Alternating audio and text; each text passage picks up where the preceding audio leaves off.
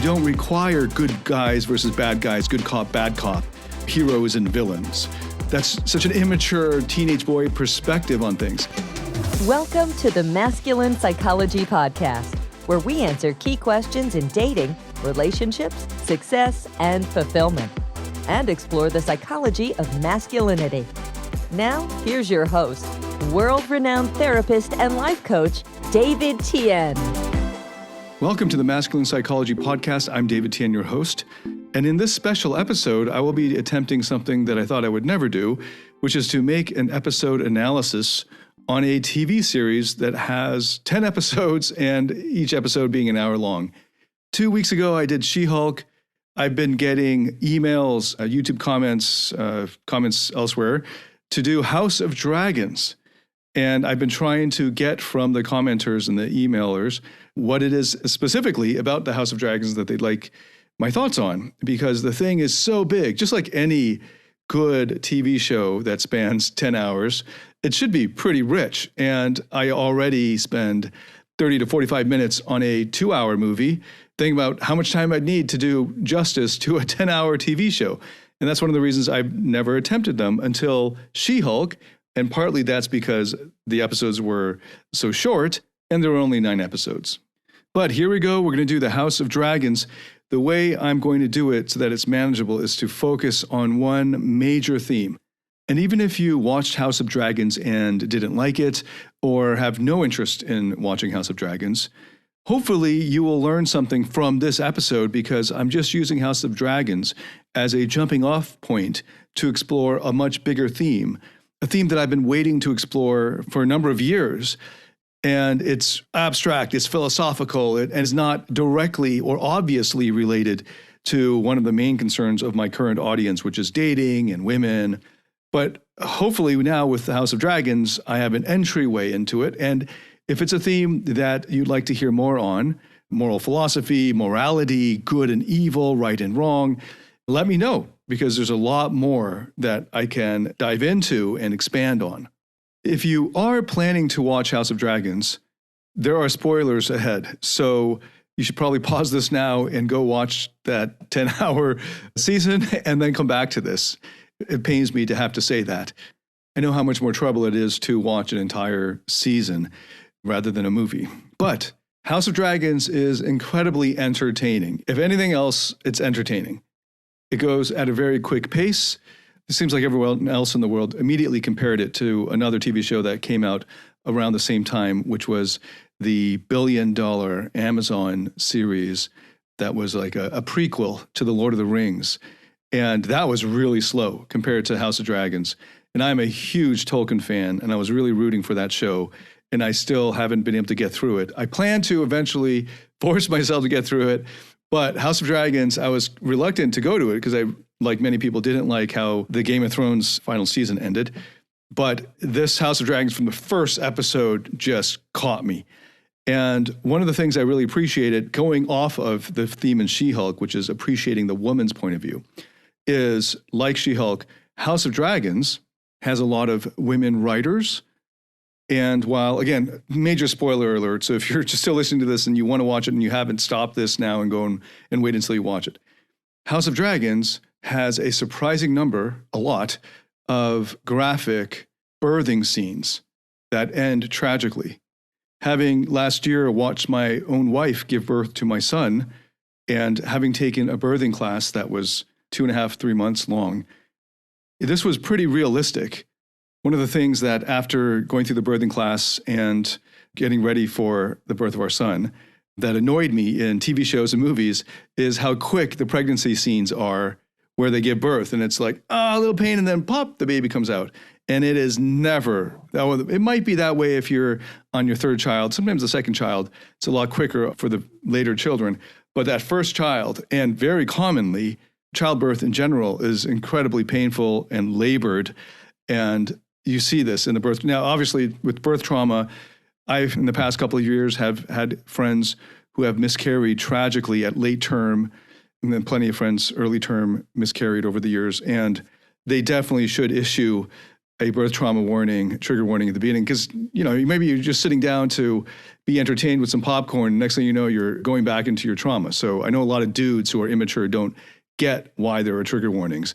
But if this, triggers trauma that you haven't or are currently dealing with and didn't want to deal with while you were just kicking back and relaxing, there are quite a few of these birth trauma triggers in this season. And I believe they do birthing justice. And they're not, I don't think, gratuitous. These are major plot points. And there are a lot of things happening, themes, symbols, foreshadowing, and so forth, that are happening during the birth scenes. And I think it's a woman's touch and a perspective and eye that allowed us to see that, because that's a pretty gutsy call to have those such extended birthing scenes that are quite traumatic in there. Also, I appreciated the woman's perspective on the sex scenes, the brothel scenes, taking I think she was at the time supposed to be about 16 years old, girl into the brothels. And that whole sequence was quite tastefully done versus just porn style sex. So for the guys who are interested in psychological or learning about psychology, there's plenty of material in there for you with House of Dragons, but it's also just really entertaining. There's also plenty of incest, and the children, as a result of incest, don't seem to have been suffering any genetic mutations. So, hey, early on, perhaps in this world, or maybe just earlier in history, it wasn't as much of an issue. But that's there too in a pretty heavy-handed way, even more so than in Game of Thrones. But I'm going to leave all those issues plus all the other themes aside, and I'm going to hyper-focus here on the theme of evil and good versus evil. One big difference between House of Dragons and the Game of Thrones that I noticed, and a big difference between House of Dragons and the Lord of the Rings movie series and the TV series, I assume, I haven't watched the whole thing yet, is, in my opinion, much more mature, nuanced, sophisticated, realistic portrayal of good and evil, right and wrong. Sitting back now and reflecting on the 10 episodes that I watched, I really appreciated how every single major character had deep flaws. There wasn't anyone who was flawless. And it might seem that way at the beginning. We were really rooting, for example, for the princess. And she was like the one sort of Disney heroine style, one-dimensional kind of innocence and goodness. And then that started to get muddled or muddied up once she got to the brothel and tried to make out with her uncle, and instead seduced the knight who was her guard, who turned out to be the sort of equivalent to the incel. And in the show, to me, there wasn't a clear villain. At the end, the way it was filmed, everyone's rooting for Rhaenyra Targaryen. I had to just look that up because the names there's so many similar names. It's very annoying. But anyway, Rhaenyra Targaryen, and rooting against Aemond Targaryen because his big-ass dragon just ate an innocent-looking little boy and his little dragon. But hopefully you're mature enough to see there are no innocent parties here. Whereas in the Game of Thrones, there were just these White Walkers, and they were the personification of pure evil. Like there was nothing redeeming about them. And they just wanted to kill. I mean, these were just sort of unthinking zombies types of villains. So there was a pretty straightforward good versus evil scenario set up. And most of the Stark characters are more or less on the innocent side of things, and you root for them. And it's easy to set them up as the good. So in that sense, House of Dragons is actually a much more mature TV series. Now, we know there are a lot of men in the world who are angry because they see themselves as being victims of culture, of cultural trends, gender, politics, evil warlords of apps that are created algorithms or systems that work against them. So they see feminism as an evil thing that's against them. And this anger comes out of fear, a fear that they will, as a result, become insignificant or won't get love or connection or even just sex, won't get their basic needs met. And it's tempting to paint the other side as evil and irredeemable and to sink even deeper into that victim mindset.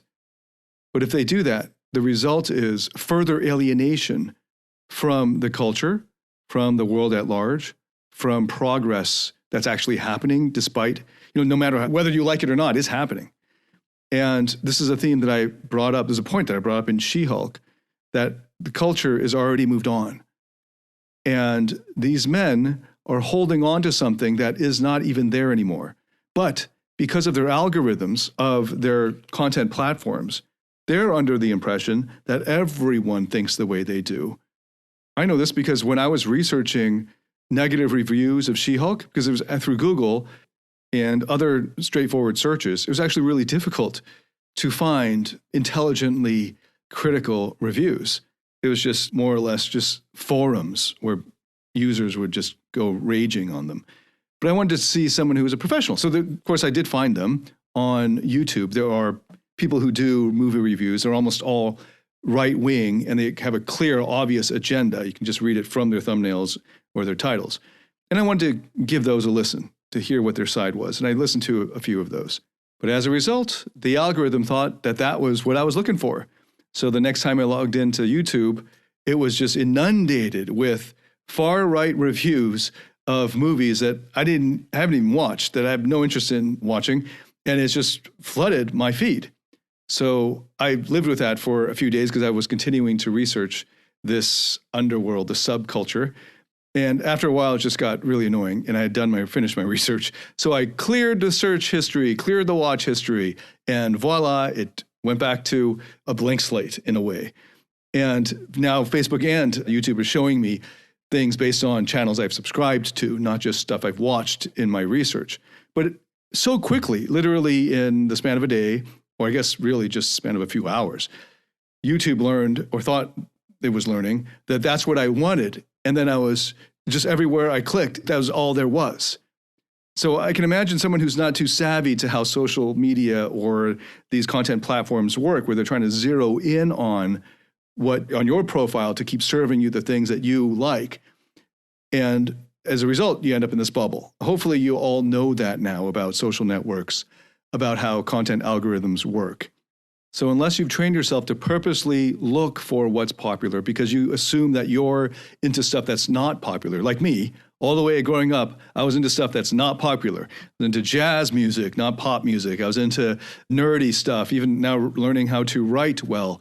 I wasn't reading any fiction mostly. I was reading textbooks. So I got a very skewed view of what good writing is and so forth, right? And I was used to it. So I just knew that about me. And when I went to find out what the youngins or what everyone else out there likes, I will have to go look that up, like top 100 songs or top books that people are buying, because I want to know what the masses are thinking or into. But most people don't think that way. Most people now, because they're uncritically on these platforms and just passive viewers of content, of course, they're actually unknowingly feeding the algorithm to give them more of what triggers them. Unless you take active efforts to get out of the bubble, you're in a bubble. And if you know that you're being presented with this curated view of the content, and the amount of what's on the internet is so gigantic that you're just getting a tiny, tiny slice of it, what I do is I train the algorithm like I would Spotify to show me what I like. And I know that. And if I ever need to, and periodically, every couple of weeks or so, I need to do research, I clear off the search history and watch history, and I'll use a private browser or do things like that. And then I'll actually have to actively type in searches for what's trending and et cetera, to find out to get a finger on the pulse of the pop culture. Most guys don't do that. And they don't realize how ensconced in their views of what's harming them and how righteous they are, that they lose track, they lose perspective of what's actually going on. And one of the pernicious myths that are getting passed around it used to be, teenage men back in my generation, teenage boys would buy into it because it's fun and so on. I'll get into why.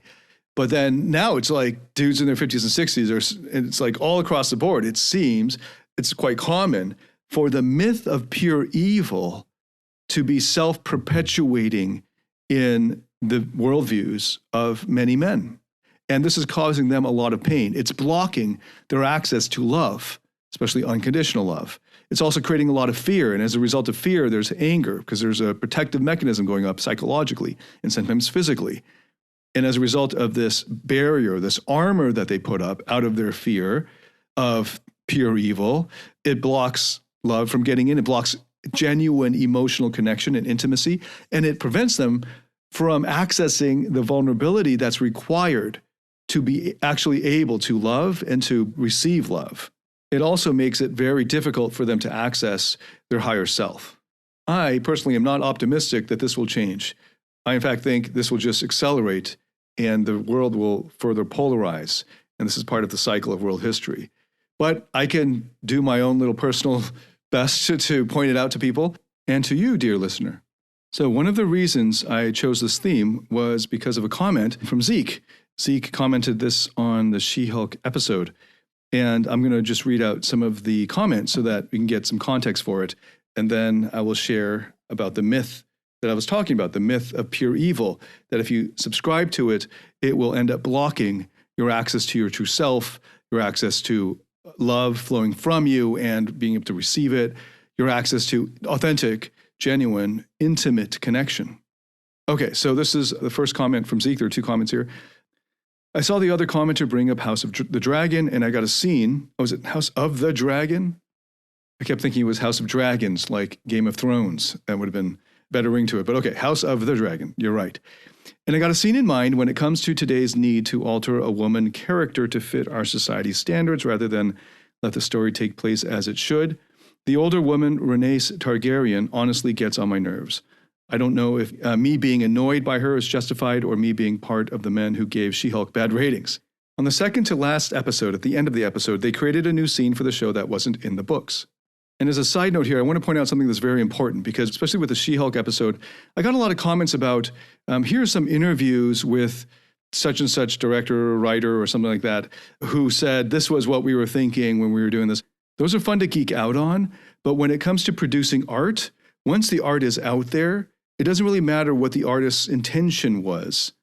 When the art is out there, it now lives on its own. And many times with good or great art, the art is smarter than the artist. In this case, the story is smarter than the writer. And that's normal. There's like guys trying to shame writers of movies or books saying, this is a reflection of their own psychology. Well, of course it is. It always is. And that's why you as a reader or viewer, I as a psychologist or therapist can watch what's going on and see a lot more that's going on there, perhaps into the unconscious of the writer, than the writer knew. And that's fine. That's actually my prerogative as an interpreter of the art. That's part of what makes art awesome.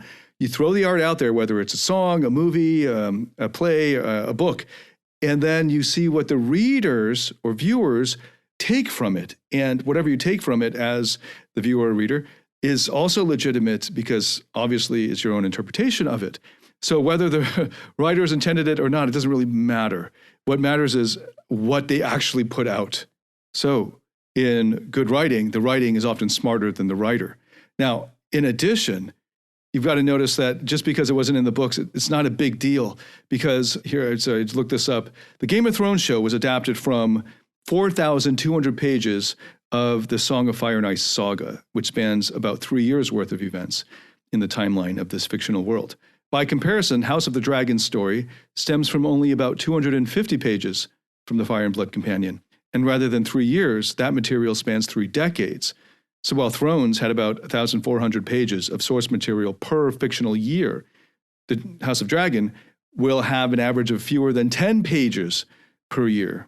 So almost all of the finer plot points are completely written up because this is actually taken from, as I read, some history books that were giving like the backstory. So with all that said, it doesn't matter whether it was in the books or not because very little of it was actually in the books, literally speaking. If we just adapted what was in the books, the thing would be over in one episode. Okay, reading on.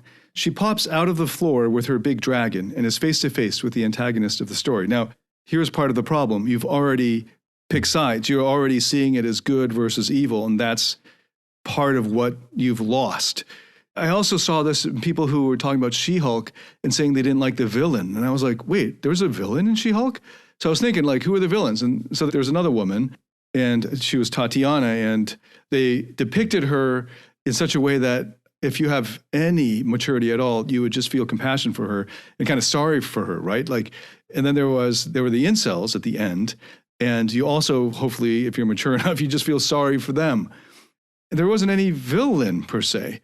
And that's part of what makes it the part of the woman's perspective. You don't require good guys versus bad guys, good cop, bad cop, heroes and villains.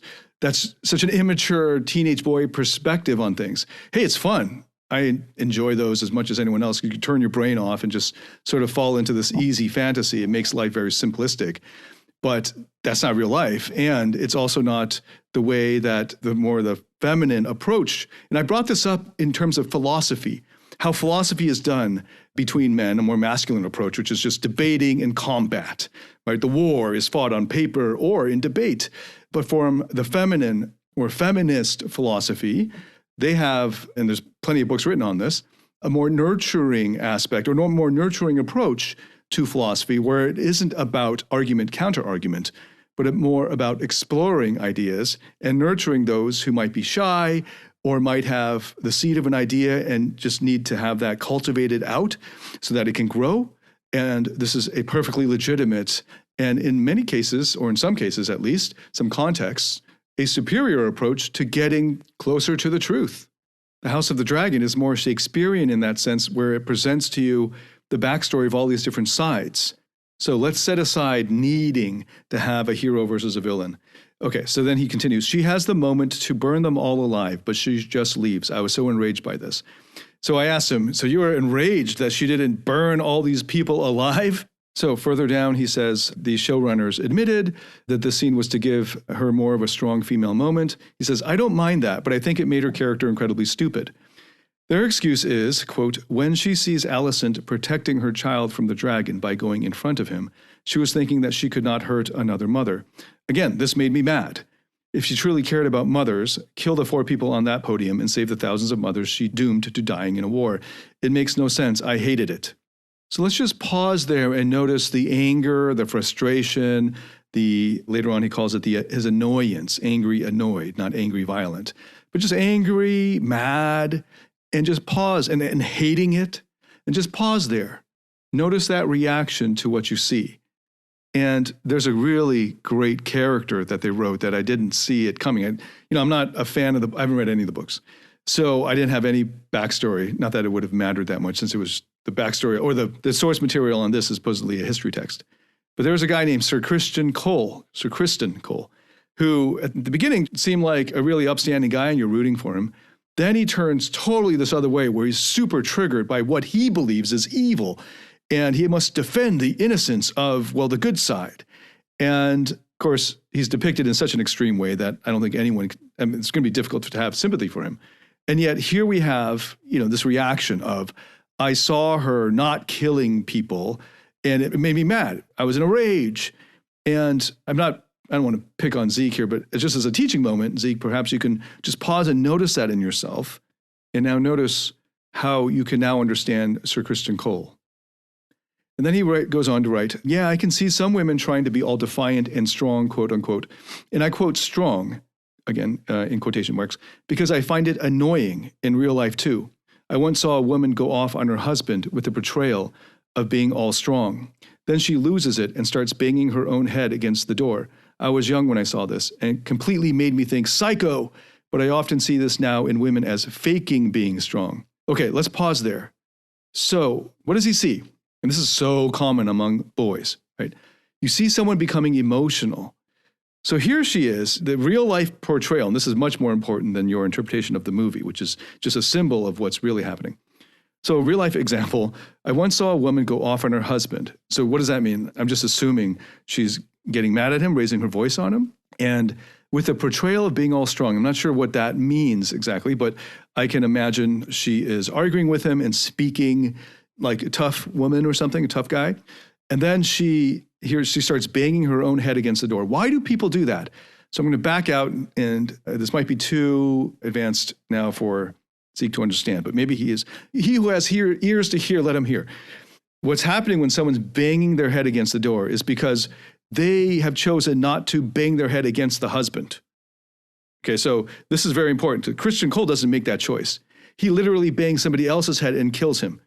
It would have better off if you have this aggressive energy, instead of hitting the other person, you have nowhere else to take it, you can hit your head against the wall. It can be a manipulative move of saying, look how much this is affecting me.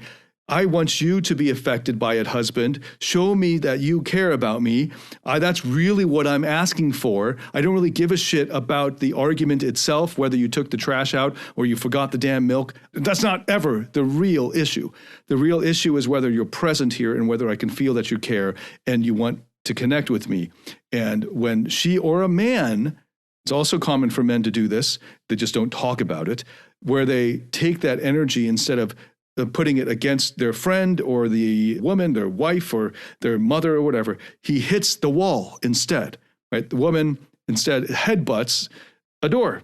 Instead of headbutting the man, she diverts the direction of the anger and aggressiveness elsewhere and from herself to something that is repairable, like the door. Now, he's thinking psycho because he's afraid of it. And that's totally normal. Young children don't know what to make of it.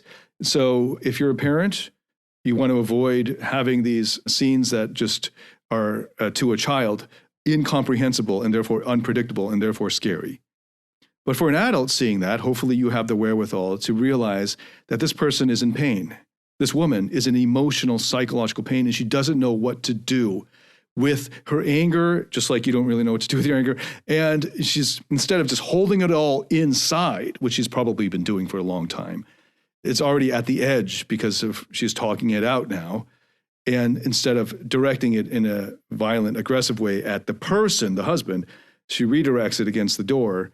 And hopefully you, in your rational, logical sense, can see why that would be actually preferable. But of course, she also is doing it in a way to show that she's hurting. And she wants to see if the husband will tell her at least to stop doing that and give her a hug, which is really what it's about and starts from and requires. Of course, if you stay in your head about the logical bullshit of the actual argument, you're going to lose. And that's why most guys lose it, because they don't understand the emotional wavelength that women and mature people are actually communicating on. And they don't understand how to make sense of her banging her head against the door. So they simply label it as psycho and want to run away from it. And he calls this faking being strong.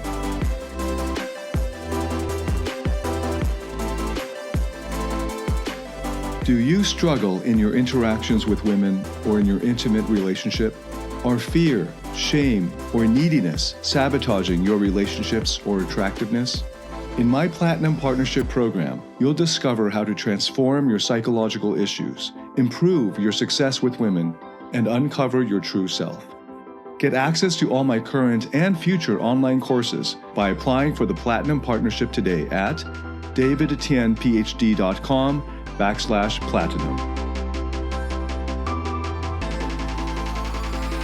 Actually, no. Repressing your emotions isn't strong. It's a fearful response. That's what Christian Cole was doing. All the way through is repressing until he couldn't repress it enough. And then it has these outbursts at random moments based on his self-righteous view of the world, of a clear black and white. I need an antagonist. I need a protagonist. I need good. I need evil to make sense of it. And that's where we get the myth of pure evil. And part of it is you see this thing that you can't make sense of, and you just label it as psycho, in a way labeling it as crazy, chaos, therefore evil or bad, and therefore weak. And when toxic man or an immature man labels something weak, it is therefore also evil. Because, right, if you stay with weakness so long, the weakness will eventually lead to evil, right? Sin, lust, temptation. And these are all the things that they are pushing back, they're repressing so hard with their willpower. And that is living life with repression that is toxic and acidic from the inside, eating you up. Now, Zeke ends his comment with something wonderful. He says, I am sorry if I seem horrible for saying all of this, but maybe it goes into what you said about me not understanding fully female logic. And you're right, because more often than not, I see their train of thought as kind of dumb. Okay, well, yeah, that's exactly the problem, right? So great, you sense that, you suspect that, and you are right in your suspicion. So Zeke's follow-up comment is also very revealing. And he mentions here, I'm not mad that she didn't kill people. I'm mad she didn't do the most logical thing for her scenario.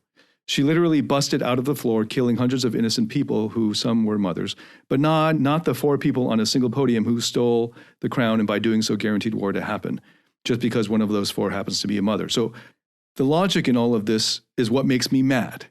Okay, so let me explain a better interpretation of that scene and why that scene is so much more powerful than you think. And I haven't watched any of the behind the scenes or interviews with showrunners or any of that because it's art. So I'm not really interested in what they intended. And often it's much more simplistic because they're just doing it for fans. But here's why that scene was so powerful and what was really going on, in my opinion. Again, this is art, so you got to interpret it however you like. So to me, what was happening for Rhaenys Targaryen, the older woman, she comes busting out of that. And you were right, kills off just to get out of there, just to clear the space for her dragon to take off and escape because she was being held hostage, basically. She ended up killing a whole bunch of innocent people. And she didn't give a fuck. She didn't care. She did, however, come off looking totally badass. And in the whole season up to that, she did not look badass at all. She looked like some old lady. Like, she was being held hostage. She was talking about getting to her dragon. Then the whole scene leading up to that, she was lost in the crowds, getting shoved around like an older woman would. And I was just wondering, man, is she just going to die being trampeted on by the masses? Because that's how vulnerable she looked. And that's why they're setting up this contrast, like, oh, damn, that's why everyone's kissing her ass and trying to get her on their side. Because look at her. She's on this giant dragon. And this is one of the largest dragons. I geeked out and Googled it. This is one of the larger dragons and one of the most powerful. It's this dragon that she's riding is the red dragon. And it's a special dragon. And she's in full gear armor. And she looks like she could have killed them all. And that's how powerful she was. So that was establishing her power. It was also establishing that she plays games. She's Machiavellian, like all of them are. They're all playing politics. They're all playing these games. Zeke, she is not a good guy. There are no good guys. There are also no bad guys. Depending on which episode or in which point of the season you drop into, there are going to be some more annoying and antagonistic type of people, and then some more innocent seeming people. But it switches, and that's one of the beautiful things about House of the Dragon. It's a lot more realistic than comic books. Then she looks at them on the podium there, and she gives that look, and it says, let's see what happens. She nods at them and then flies off. She hasn't decided for either side yet at that point. That's why it was so important for her to fly out and then she's testing. She's testing Rhaenyra to see how she'll handle this news. And then she stuck around for the council meeting. And it was in the council meeting when she threw in with Rhaenyra, because then she goes back and consults her husband, who's also a very complex character. And she tells her husband that you should have seen Rhaenyra stand up to a whole council room of men who were campaigning for war, pushing for aggression. And she was the only reasonable voice there, reasoned voice there, and urging for caution. And how badass that was to be able to resist all of these aggressive council members, right? It was as a result of that she then sided with Rhaenyra. You've forgotten the conversation that this older Rhaenys had with Alicent when Alicent was trying to convince her to join her side. She told her, you keep playing for men. You keep being their pawn. And Alicent chose to stay their pawn. What Rhaenys clearly wanted was to back a strong female leader, but Alicent was not that. She chose to be behind the scenes, whereas Rhaenyra was leading from the front, and in a compassionate way, in a feminine way. Just like the distinction I just made in this episode and in the She-Hulk episode about feminine or feminist philosophy, there are different ways of approaching getting to the truth. So this old woman, when she came out of the earth with her giant dragon, was making a statement to those in power. I haven't chosen which side I'm going to be on, but don't mess with me and don't think you can control me. I'm my own person. And now we're on mutual ground, right? That's that nod. And she takes off. Don't come after me. Don't try to punish me for breaking out. That scene was important to not only establish how powerful she is as a person, but also how she's just the same as all the rest. They're all playing the Machiavellian games of accruing the most benefit to themselves and their families. The closest to good guy, in this case the heroine, is Rhaenyra, and you're siding with her because she's this innocent child, pretty much for the first 3-4 episodes. And then here at the end, she is the only source, the sole voice of calm and restraint and thinking about the people that she governs, right? But then when her son gets eaten at the very end, they show that shot, and that's over with. She's going to prioritize herself and her family now, just like all the rest. And that scene is so powerful because she was the one left, the only one left, who wasn't completely given over to the Machiavellian games. But now she has. Just noting that she's the last one who's still alive by this point. My wife and I were quite disappointed that Harwin Strong, the one healthy father figure in the whole thing, was killed off, as was his father, the Hand, who seemed to be a pretty decent hand with integrity. They were both killed off by the super creepy incel guy, Laris Strong. Harwin Strong was the one who stood up against the other incel, Sir Christian Cole, when he was bullying these little boys, his Harwin Strong's sons. And just to note, the little boys don't get off any better. You hate Aegon at the end, but earlier in the season, he was the one being bullied, and you felt sorry for him. The daughters come off pretty well, but that's probably because we didn't really get to know them. They didn't have many scenes, and they didn't really flesh out those characters. And Harwin Strong wasn't around for very long. So it's almost like they come off relatively well, like morally good people, but that's probably because we don't know them very deeply. So I really appreciated the moral ambiguity, the moral realism of House of the Dragon, as opposed to the more black and white, unrealistic, good versus evil comic book that appeals to the more immature, especially boys. It's likely because we males heed that call, the call to the hero's journey, and watching this sort of black and white heroism calls us and reminds us to take this hero's journey. But part of the journey of maturity is recognizing that these black and white terms, seeing the world in just good versus evil, as Christian Cole did, is naive and doesn't accord with the facts. So I originally wanted to use the House of the Dragon as a jumping off point to explore the myth of pure evil, which I was just alluding to here. However, we're pretty far into the podcast already, and I guess I geeked out too much on the House of the Dragon. As I expected, I would need to dedicate another episode or more to this exploration of good and evil, moral philosophy and ethics. But I will leave you with this because I did want to get to this, the most important theme, in my opinion, of House of the Dragon, especially for a podcast like Masculine Psychology. On the myth of pure evil, I think still the most articulate and thorough treatment of it is Roy Baumeister's book, Evil, Inside Human Violence and Cruelty. If you don't know who Roy Baumeister is, Roy Baumeister is one of the world's most preeminent research psychologists, if not the most eminent. He is one of the world's most influential and most cited psychologists. He's published over 700 scientific works, including over 40 books. In 2013, he received the highest award given by the Association for Psychological Science, the William James Fellow Award, in recognition of his lifetime achievements. He's been president-elect of the International Positive Psychology Association. He's also the author of the best book on the myth of pure evil. And I'm going to read out some excerpts for you to just give you a general idea of what this myth is all about. And if you're interested in hearing more about this, let me know so that I can dedicate another episode to it. So on page 70, in the section entitled The Myth of Pure Evil, two psychologists, Petra Hesse and John Mack, made a detailed study of taped versions of children's cartoons.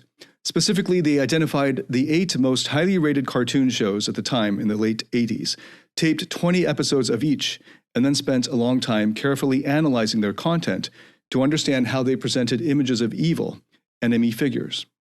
Their conclusions are consistent with what we have already seen in movies and religious depictions. The villains have no clear reason for their attacks. They seem to be evil for evil's sake, and they have been so all along. They are sadistic. They derive pleasure from hurting others, and they celebrate, rejoice, or laugh with pleasure when they hurt or kill someone, especially if the victim is a good person. The mere wish to inflict pain for the sake of doing so was aptly captured by a phrase repeatedly uttered by the evil villain Cobra Commander from G.I. Joe. Let's reach out and crush someone. The non-specific someone suggests that the main point is just to inflict hurt, almost regardless of who is hurt. Apart from the joy of creating harm and chaos, these villains seem to have little motive. Even when they are depicted as wishing for money, power, and war, these wishes are not explained.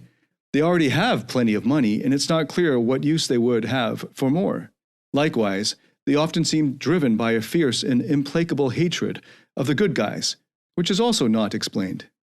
Evil is presented as being inherently the enemy of peace and order, as well as of beauty.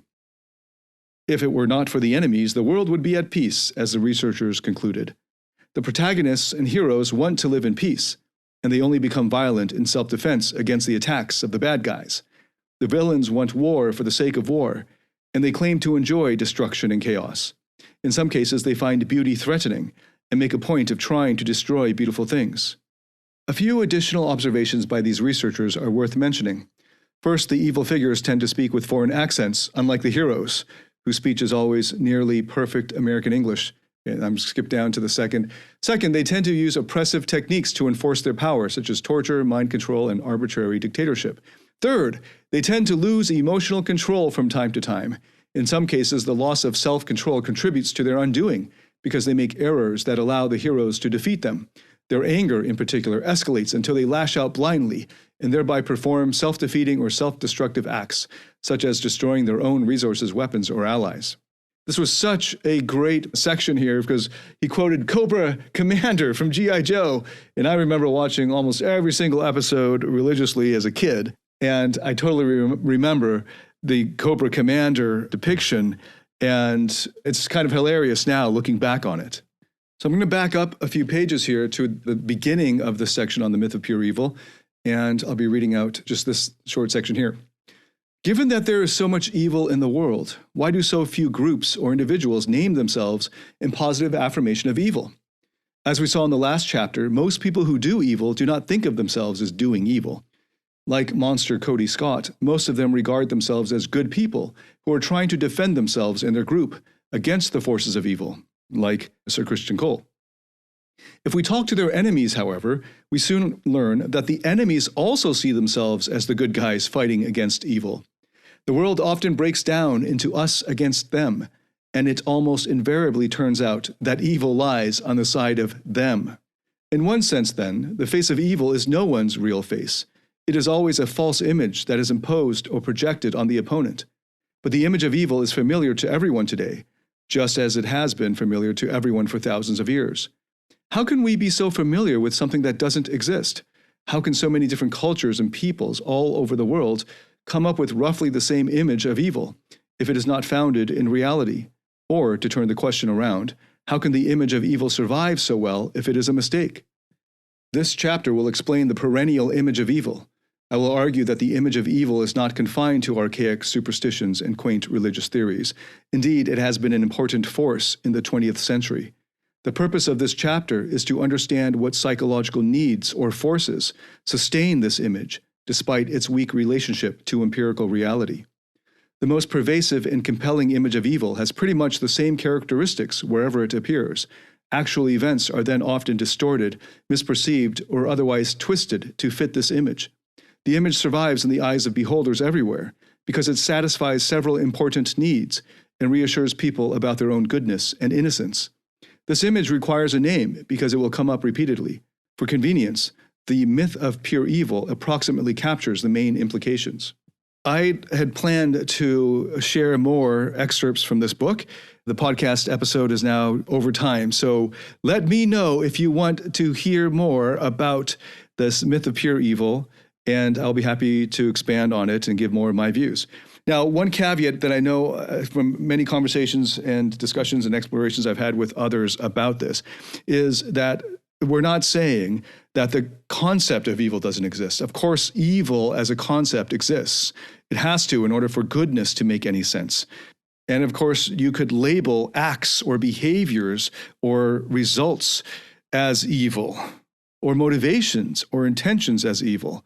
But what we're getting at is whether anyone is purely evil, or whether anyone can be identified as the instantiation of the concept of evil.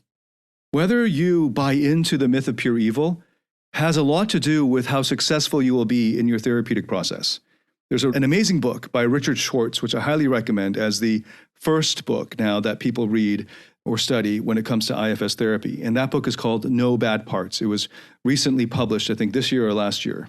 And as you can probably tell from the title, No Bad Parts, one fundamental assumption, and it will be proven out as you open up to the process, is that there are no parts of you that are fully evil.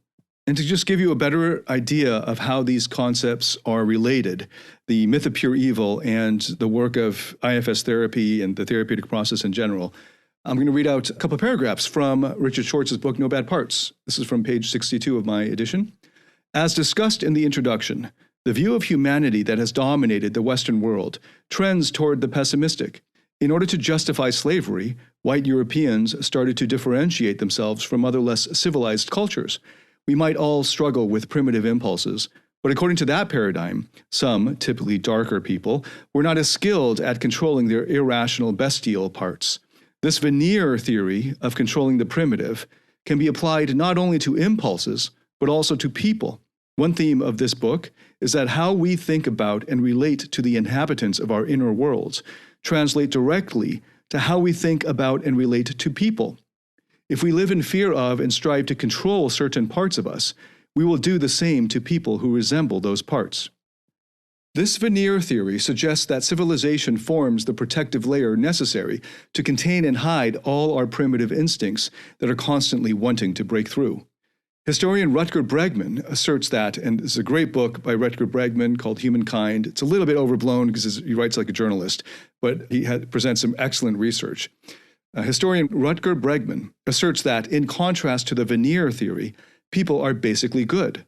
And on this, by the way, there's another really great book by Dr. Keltner. The spelling of the first name is Dacher, and the last name is Keltner, Keltner. The title of the book is Born to be Good, The Science of a Meaningful Life, and Keltner is a prominent psychology researcher at UC Berkeley. So back to Schwartz's book, historian Rutger Bregman asserts that in contrast to the veneer theory, people are basically good. He debunks the research of notable thinkers such as Richard Dawkins, Philip Zimbardo, and Stanley Milgram, all of whom held highly pessimistic and extremely influential views about people. When Bregman took a second look at the methods and data from their famous studies, he found enough rampant distortion and falsification to discredit them outright. Bregman's argument is that we have organized all our institutions based on this selfish view of people, and that if we realized that wasn't true, everything would change. Once we shift paradigms to the knowledge that, at their essence, everyone is decent and kind, we can reorganize our economic systems, schools, and prisons. He offers many examples of successful institutions and programs that are based on the positive view of human nature. Clearly, our veneer-based approach of control and contain isn't working. What if it were true that there are no bad parts, only burdened ones, frozen in the past, that needed to be unburdened rather than punished?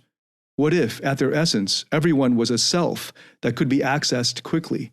How would the world be different? And then the next section is entitled, Why the Negative View Doesn't Work. There's so much more I want to share from Schwartz's book, but we're getting over on time.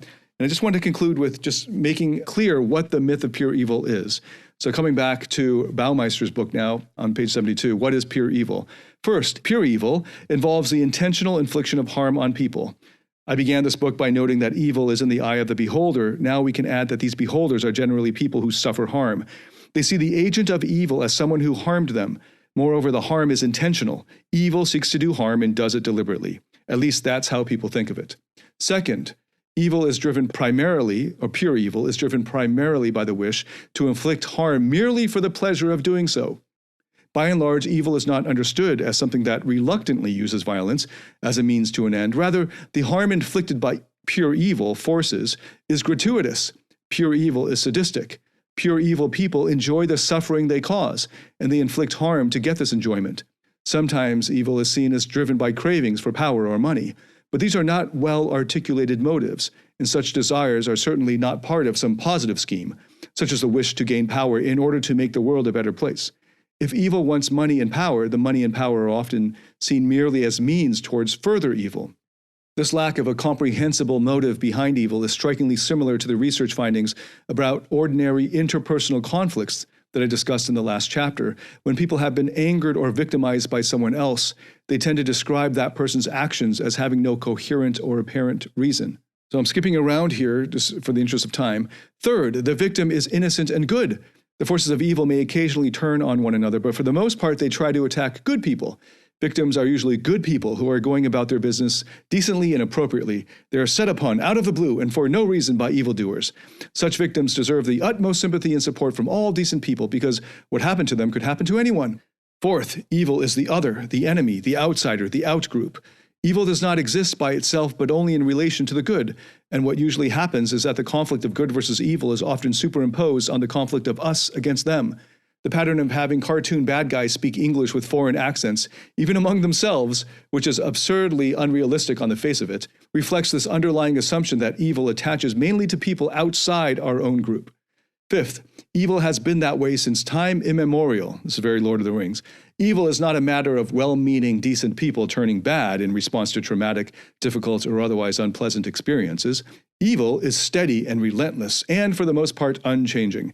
Maybe once long ago there was a turning to bad, a fall from grace, an evil awakening, a new recognition. But throughout all of recent history, evil has just been that, evil. With individual people, the same is true. They were always evil, at least since childhood. Generally, they are born to be bad, as opposed to starting off good and turning bad in response to some decisively influential experiences. Sixth, evil represents the antithesis of order, peace, and stability. The normal world, the good and peaceful world, is stable and predictable. The intrusion of evil is essentially a disruption of the normal pattern of things. Evil is not just harm. It is also chaos and irrationality. And I should add as an aside, you might notice, if you buy into the myth of pure evil, if you fear chaos, instead of being able to be courageous and strong enough to face it. Hence the common tendency, especially in a slightly more superstitious past, to think that earthquakes and other natural disasters are evil because they bring both harm and chaos. Seventh, evil characters are often marked by egotism. Last, evil figures have difficulty maintaining control over their feelings, especially rage and anger. Taken together, then, these features constitute the myth of pure evil, a force or person that seeks relentlessly to inflict harm, with no positive or comprehensible motive, deriving enjoyment from the suffering of others. That is pure evil. It maliciously and gratuitously seeks out unsuspecting innocent victims from among the good people of the world. It is the eternal other, the enemy, the outsider, who despises the orderly and peaceful world of the good and seeks to throw it into chaos. This is an amazing chapter. He goes on into the pure evil in modern life and the depiction of pure evil in movies and in the news and so on. If you would like to hear more, let me know, because there's so much more to say and to explore on this. And I just want to point out, I was hoping to do more on the myth of pure evil in this, but I geeked out on the House of Dragons. And if you haven't watched the House of Dragons, well, you shouldn't have been listening to this, but if you have watched it, sit back and reflect on the moral realism that's in this TV series that was absent in earlier fantasy series like Lord of the Rings, like Game of Thrones that came before. And I think that's a positive sign that society has a deeper or more sophisticated understanding of human psychology and trauma and therapy, and hopefully has a more open-minded and compassionate understanding of concepts like good and evil and people being labeled as good or evil. Thank you so much for listening to this episode. I went way over time. Let me know if you want to hear more about the myth of pure evil and moral philosophy and good, evil, and all that. Let me know what you think about this episode. Leave a comment, leave a like. And if you enjoyed this, please share it with anyone that you think would benefit from it. Thank you so much for listening. I'll see you in the next episode. Until then, David Tan, signing out.